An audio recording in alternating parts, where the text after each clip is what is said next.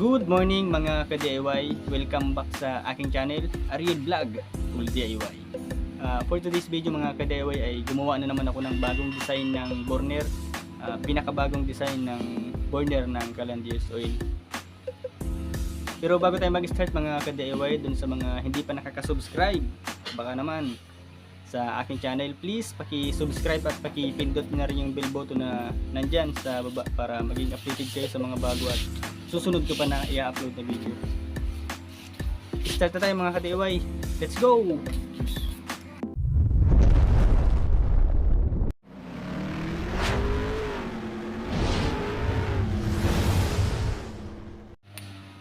Ito mga ka-DIY yung ginawa natin na bagong design ng burner. Ito yung bagong design ko, ito naman yung luma, old model na design ko ng burner. Ganyan ang design niya, malaki ng pagkakaiba. Ito ay 3/4. Ito naman 1 in 1/2 by 3/4. Ito yung bago, ito yung luma, yung old model.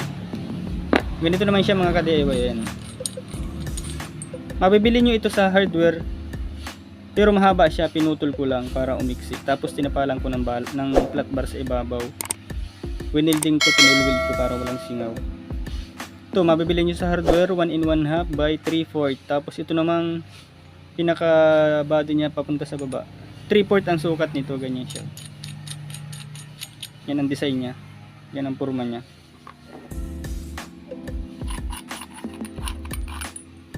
Ito namang ito mga ka-DIY, ganito ito dati, ganito yan. Ito, pinutulan ko lang para umiksi. 2.5 ang sukat nito, 2.5 inches. Pinaiksi ko siya para, kasi pag ito ang ginamit natin ganito kahaba, sobrang haba, sobrang taas dun sa chamber, lagpas na dun sa chamber nung Calandrius Oil, Calandrius Oil natin. Kaya ang ginawa ko, pinutulan ko para umiksi, tapos isinalpa ko ulit para pinulweld ko para yan, ganyan na siya. Ganyan ang forma niyan.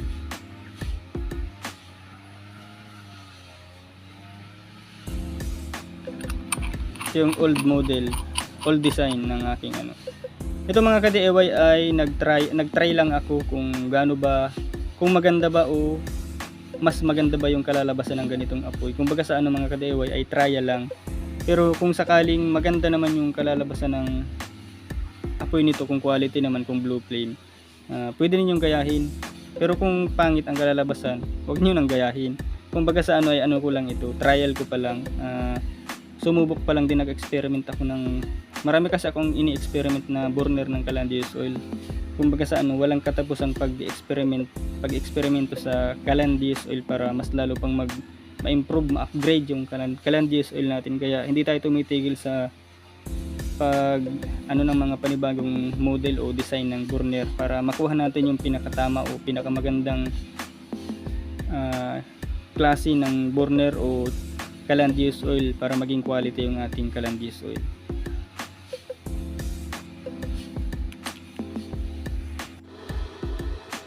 Ito na mga ka-DIY. Napaiksi na natin ngayon. Ganyan siya. Dito naman ito.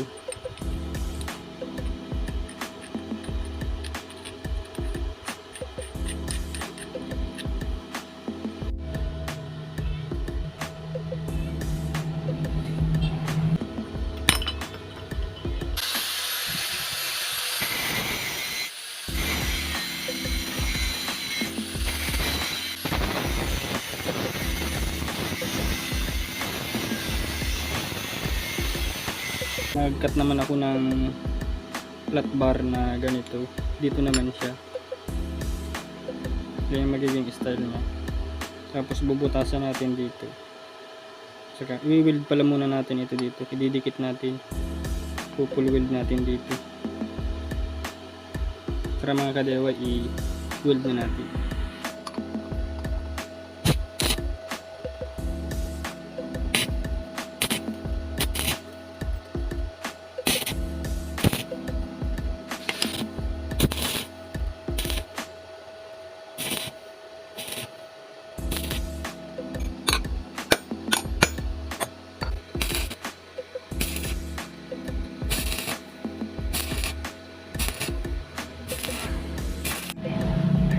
Okay na mga ka-DIY, ito na yung pinaka-forma nyo. Ayan.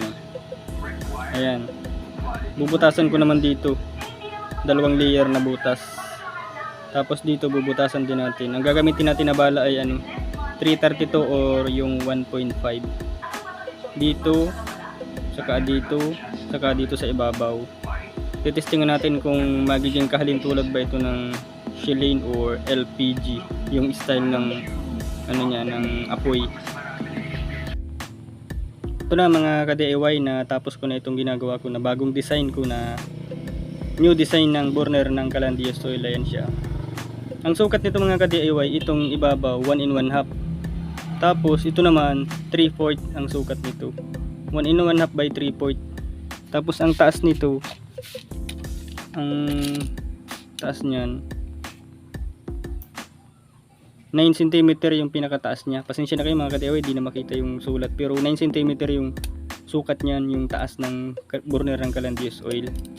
Tapos ang butas naman nito dito sa ibabaw, 16 pieces yung ginawa kong butas dito sa ibabaw. 16 pieces na 1.5 or 332 yung drill bit na ginamit ko dyan. Dito naman sa baba, 8 pieces na butas yan na 1.5 or 332 din yung sukat ng drill bit nya. Dito sa baba, 8 pieces din na 1.5 or 332 din yung ginamit ko na drill bit dyan. 8 pieces lahat. 8 pieces, saka 16 pieces siya.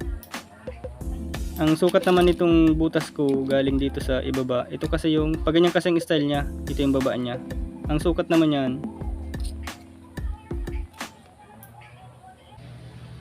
2 cm yung sukat papunta dito sa baba, yung layo niya galing sa baba.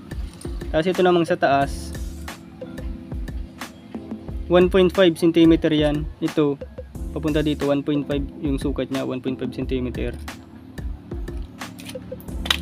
Try lang natin ito mga ka-DIY kung maganda ba o quality yung apoy niya, para kung sakaling mas maganda, may idea kayo na gumawa ng ganitong klaseng style ng burner ng Calandias Oil.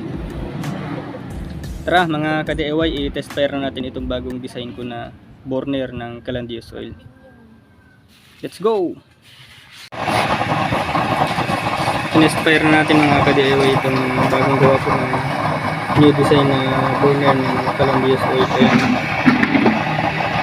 Medyo di lang masyadong makita, medyo mahina pa yung apoy. Mamaya itatry natin to ng madilim na talaga para mas makita ninyo yung yung apoy.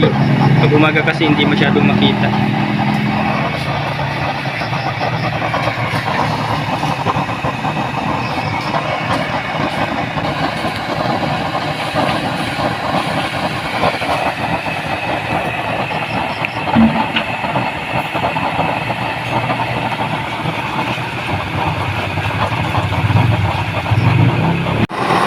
Mga ka-DIY, i-test fire natin ito ng gabi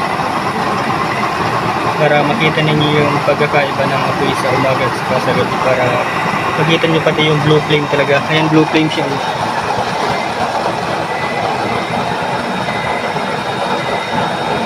Ang ganda pala ng ganito mga ka-DIY, parang parang ng LPG yung niya, yung burner.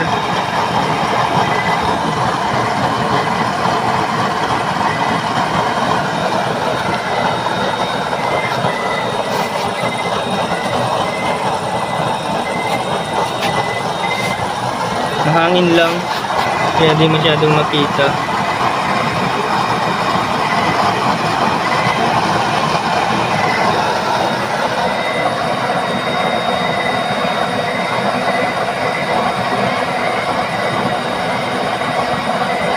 Yan mga ka-DIY, ang daming butas niyan dyan sa pinakatap.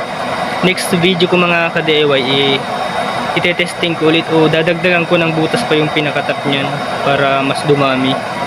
Gagawin kong 2 layer yung butas sa pinakatap.